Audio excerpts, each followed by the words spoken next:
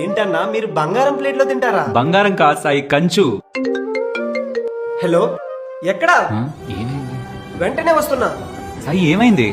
మన హర్షకి major accident అయిందంటన్నా, ఐసీయూలో ఉన్నాడు. అవునా, త్వరగా పెద్ద వెళ్దాం. Patient name Harsha. ఓ ఎమర్జెన్సీ యాక్సిడెంట్ కి మీరు టోటల్ గా 4,50,000 పే చేస్తే వెంటనే సర్జరీ స్టార్ట్ చేస్తాం. తనకి హెల్త్ ఇన్సూరెన్స్ ఉంది, ఇది చూడండి. దీంతో 20 లక్షల బిల్ కట్టొచ్చు. ఇక డబ్బుల గురించి టెన్షన్ పడకు, మొత్తం ఆ ఇన్సూరెన్స్ చూసుకుంటుంది.